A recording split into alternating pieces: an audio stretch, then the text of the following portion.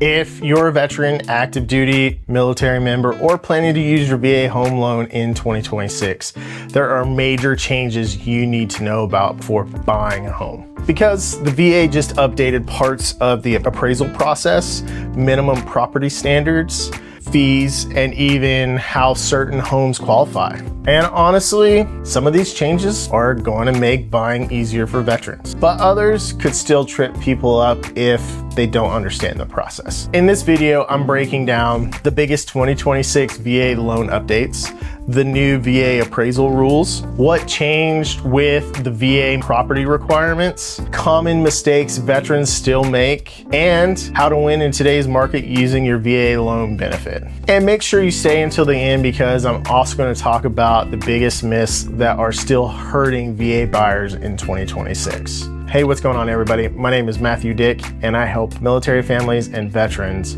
buy homes using the VA home loan every single week.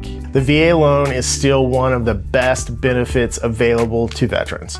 No down payment, competitive interest rates, no PMI, flexible credit requirements. But in 2026, there were some important changes that buyers, agents, and even sellers need to understand. If you're planning on buying a home using your VA loan this year and want help navigating the process, my team and I love helping veterans all over the country make that move. Call, text, or email. All of our info is down below in the description. So let's jump into the updates. What changed with the VA appraisal in 2026? Well, the biggest update in 2026 involves the VA appraisal process and minimum property requirements, also called MPRs. Key change number one, certain repairs were eliminated. Starting May 1st, 2026, the VA removed several appraisal repair requirements that used to kill deals unnecessarily. Some examples are detached sheds and outbuildings no longer have to meet VA standards. Exterior paint defects on post-1978 homes are no longer mandatory repairs. Some radon and heater certifications were removed. These changes are actually a huge win for veterans because deals were falling apart over cosmetic or minor issues that had nothing to do with safety. Now, but what are VA appraisers still looking for? Now, this is important. The VA did not remove the core rule. Homes still must be safe, sanitary, and structurally sound. VA appraisers still check roof conditions, HVAC functionality, water and electric systems, structural integrity, safety hazard, pest issues, access to the property. So even though the process got easier in some areas, the VA appraisal is still designed to protect veterans from buying a bad home. Now, let's talk about VA appraisal versus home inspection. One of the biggest misconceptions in real estate is that a VA appraisal is the same thing as a home inspection. It is not. VA appraisal determines value, confirms property meets the VA minimum standards. A home inspection is a deep dive into the home's systems and condition. And honestly, I tell every VA buyer, always get a home inspection. Quick question, are you currently active duty, a veteran, a military retiree, or just a dirty, nasty civilian? Drop the comments down below and let me know. Now, let's talk about VA appraisal fees and timelines. The VA also updated appraisal fees and turnaround timelines in 2026. Typical fees around the appraisal are now between $650 and $800 in many markets.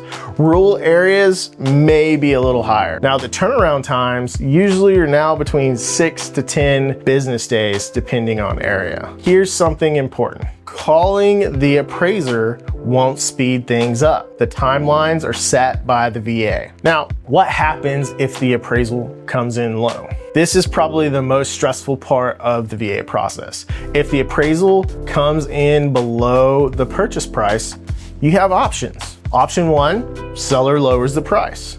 Option two, buyer pays the difference.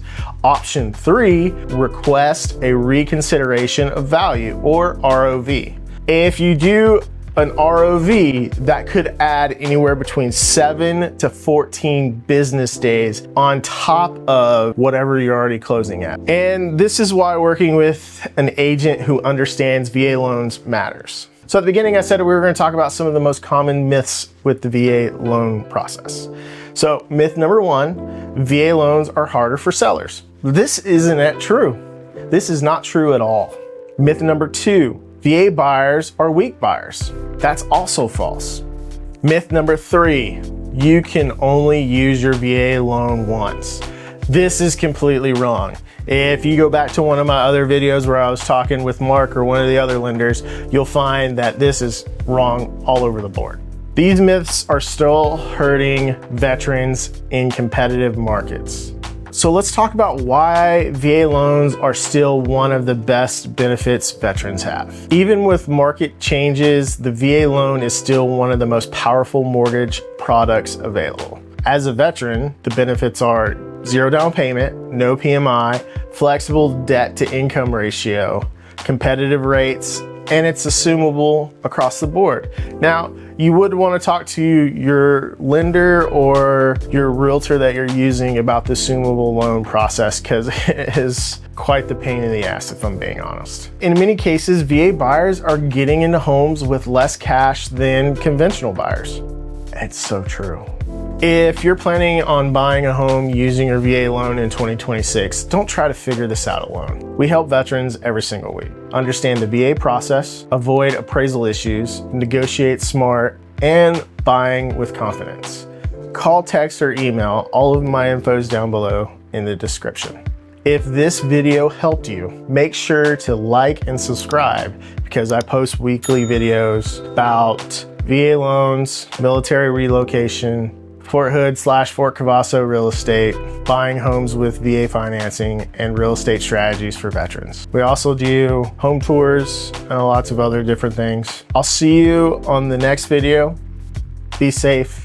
It's kind of crazy out there.